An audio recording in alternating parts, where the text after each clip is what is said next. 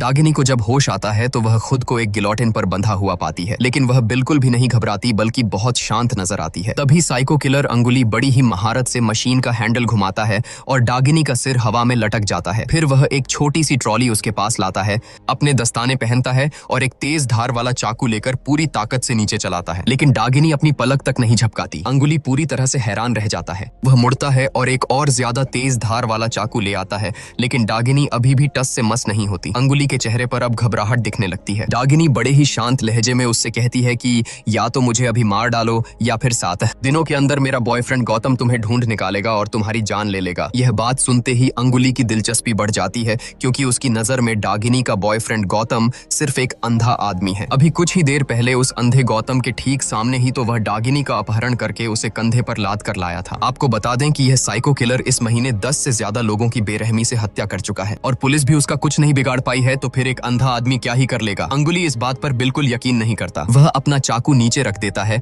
और फैसला करता है कि इस औरत को कुछ और दिन जिंदा रखकर देखते हैं कि क्या होता है। इधर अंगुली की खून की प्यास अभी बुझी नहीं थी। जल्द ही वह बस का इंतजार कर रही एक दूसरी औरत को अपना नया शिकार बनाता है। वह उसे बेहोश करता है और सीधा अपने तहखाने में लाकर डागिनी के ऊपर फेंक देता है। फिर वह डागिनी की जंजीरें खोलता है और उसे किसी जानवर की तरह बगल वाली दीवार से बांध देता है। अंगुली डागिनी के सामने ही उस दूसरी औरत पर अपना चाकू चला देता है। यह खौफनाक मंजर देखकर डागिनी दहशत से बुरी तरह कांपने लगती है। कुछ ही समय बाद उस मारी गई दूसरी लड़की की लाश राहगीरों को मिलती है। पुलिस मौके पर पहुंचती है, लेकिन उनके हाथ पूरी तरह खाली रहते हैं। कातिल ने अपना काम इतनी सफाई से किया था कि कोई भी सुराग या नामो निशान नहीं छूटा था। तभी अंधा गौतम वहां पहुंचता है और लाश के पास जाकर उसे सूंघता है। यह पक्का होने पर कि वह लाश उसकी लापता गर्लफ्रेंड डागिनी की नहीं है, वह तुरंत अपनी पार्टनर कमला के पास मदद मांगने जाता है, ताकि उसकी मदद से वह डागिनी को जल्द से जल्द ढूंढ सके। वहीं दूसरी तरफ अंगुली बिल्कुल भी रुकने का नाम नहीं ले रहा था। उसने अपने खूनी पंजे एक नए शिकार की तरफ बढ़ा दिए थे, लेकिन इस बार अंगुली ने जिस लड़की को अपना निशाना बनाया था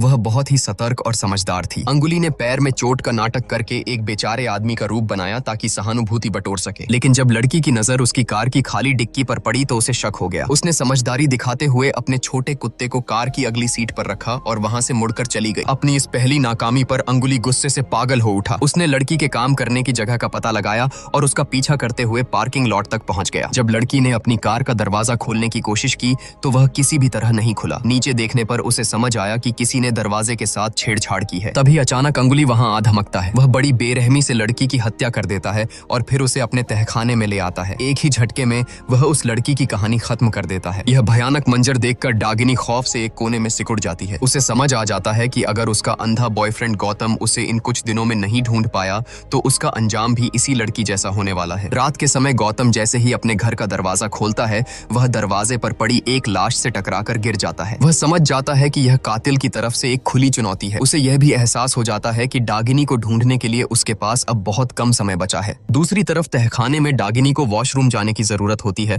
इसलिए अंगुली उसकी छोटी जंजीर को एक लंबी जंजीर से बदल देता है। अंगुली के वहां से जाने के बाद जंजीरों में बंधे होने के बावजूद डागिनी हार नहीं मानती। वह तहखाने में बाहर निकलने का रास्ता तलाशने लगती है। तभी तहखाने के एक गहरे और अंधेरे हिस्से में उसे एक बूढ़ी औरत कैद मिलती है। वह बूढ़ी औरत कोई और नहीं बल्कि खुद अंगुली की माँ थी। उस बूढ़ी औरत से डागिनी को पता चलता है कि अपनी माँ के लगातार अत्याचारों और बचपन के उस खौफनाक माहौल ने अंगुली की मानसिकता को पूरी तरह से विकृत कर दिया था। इसी वजह से वह इतना क्रूर और साइको बन गया था। अपने अंदर के दर्द, नफरत और गुस्से को बाहर निकालने के लिए ही वह इस तरह मासूम लोगों की बेरहमी से हत्या करता था। दूसरी तरफ अंधे गौतम के हाथ एक बहुत ही अहम सुराग लग चुका था। हाल ही में मिली दोनों लाशों को सूंघने पर उसे सुअर पालन केंद्र की अजीब सी बदबू आई थी। दोनों पीड़ितों के गायब होने की जगह और इस गंध को जोड़कर गौतम इस नतीजे पर पहुंचता है कि कातिल जरूर आसपास के ही किसी सुअर फार्म में काम करता है। बिना वक्त गवाए वह अपनी पार्टनर के साथ मिलकर इलाके के फार्म्स की छानबीन शुरू कर देता है। इसी बीच एक पुलिस वाला भी अपनी जांच करते हुए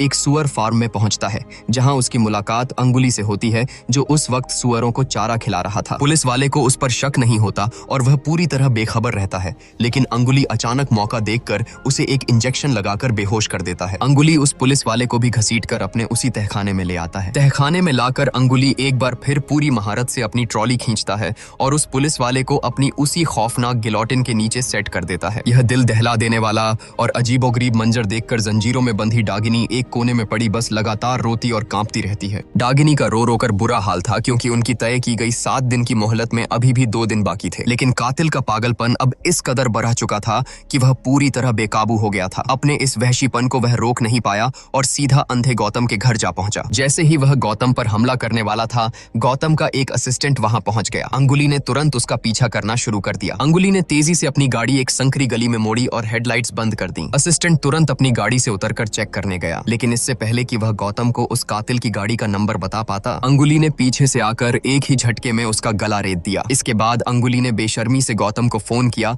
और कहा कि कल डागिनी का आखिरी दिन है। अगले दिन अपने असिस्टेंट की लाश को टटोलकर गौतम गहरे सदमे और दुख में डूब जाता है, लेकिन इस मौत ने कातिल को पकड़ने और डागिनी को बचाने के गौतम के इरादे को चट्टान की तरह मजबूत कर दिया। कातिल की सही जगह का पता लगाने के लिए गौतम ने आसपास के पिग फार्म का नक्शा निकलवाया। नक्शे को समझने, अपनी याददाश्त और सुरागों की कड़ियों को जोड़ने के बाद गौतम को पक्का यकीन हो गया कि डागिनी को उसी सुअर फार्म के किसी खुफिया तहखाने में कैद किया गया है। अब उनके पास समय बिल्कुल भी नहीं बचा था। गौतम की व्हील चेयर वाली अपाहिज पार्टनर ने रास्ता बताने का जिम्मा उठाया और अंधा गौतम खुद गाड़ी की स्टीयरिंग संभालकर ड्राइव करने लगा। दोनों पूरी रफ्तार से डागिनी को बचाने के लिए सुअर फार्म की तरफ निकल पड़े। इस बीच तहखाने में अंगुली ने डागिनी के सिर के ऊपर लटक रही गिलोटिन को धीरे धीरे नीचे कर दिया था। मौत डागिनी के बिल्कुल करीब आ चुकी थी। अंगुली ने जैसे ही डागिनी की आखिरी इच्छा पूरी करने की बात मानी, तभी अचानक बाहर अलार्म बजने लगा। यह सुनकर अंगुली गुस्से से आग बबूला हो उठा। उसे यकीन ही नहीं हो रहा था कि एक अंधा आदमी सच में उस खुफिया जगह तक पहुंच जाएगा। वह पागलों की तरह तहखाने से बाहर की तरफ भागा। अलार्म ट्रिगर करने वाले अंधे गौतम को सामने देखकर अंगुली ने जोर से दहाड़ मारी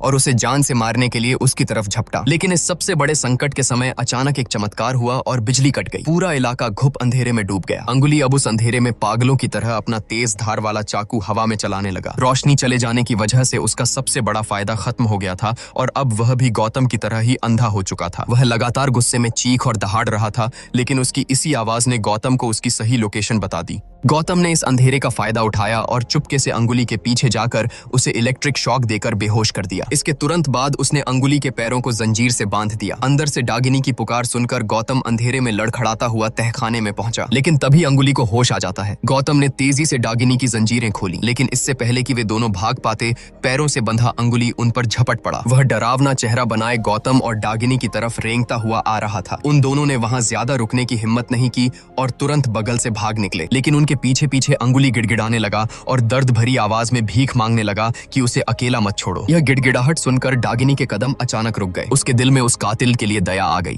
क्योंकि उसने तहखाने में अंगुली की मां से सुना था कि अंगुली की आज जो यह खौफनाक हालत है, वह उसके बचपन के दर्दनाक अनुभवों की वजह से है। अपने ही परिवार से मिले ट्रॉमा और यातनाओं ने उसे एक ऐसा इंसान बना दिया था जिससे नफरत भी होती थी और उस पर तरस भी आता था। इसलिए डागिनी ने उसके पैरों की जंजीर खोलने वाली चाबी वहीं छोड़ दी और तहखाने से बाहर भाग गई। जब तक अंगुली ने चाबी से खुद को खोला और बाहर आया, तब तक वे तीनों गाड़ी में बैठकर वहां से बहुत दूर जा चुके थे। वह एक बार फिर बिल्कुल अकेला रह गया। कुछ समय बाद अंगुली ने टीवी पर डागिनी को देखा। अंगुली के चंगुल से जिंदा बचकर निकलने वाली वह इकलौती और पहली शिकार थी। उसने कैमरे के सामने बहुत ही शांति से कहा कि उसने अंगुली के अंदर किसी खूंखार हत्यारे को नहीं, बल्कि एक ऐसे बच्चे को देखा है जिसे बचपन से सिर्फ दर्द और यातनाएं मिली हैं। डागिनी की ये बातें अंगुली के गहरे घावों के लिए एक मरहम बन गई। अंगुली को अंदर से एक अजीब सा सुकून मिला। सालों से दबा उसका दर्द, उसकी घुटन और तकलीफ आखिरकार किसी ने तो समझी थी। उसने अपने अंदर की सारी जिद और नफरत छोड़ दी। उसने अपना लाल कपड़ा सिर पर लपेटा, आंखें बंद की और एक गहरी खाई में छलांग लगाकर अपनी पाप भरी और दर्दनाक जिंदगी को हमेशा के लिए खत्म कर लिया। क्या बचपन में मिला दर्द और परिवार का अत्याचार किसी इंसान के इतने बड़े गुनाहों को सही साबित कर सकता है? आपके हिसाब से अंगुली एक खूंखार कातिल था या फिर हालातों का मारा एक बेचारा बच्चा? कमेंट करके जरूर बताइए कि आप इस बारे में क्या सोचते हैं। और इसी तरह की फिल्मों का एक्सप्लेनेशन देखते रहने के लिए हमारे चैनल झटपट बॉलीवुड को जरूर सब्सक्राइब करें।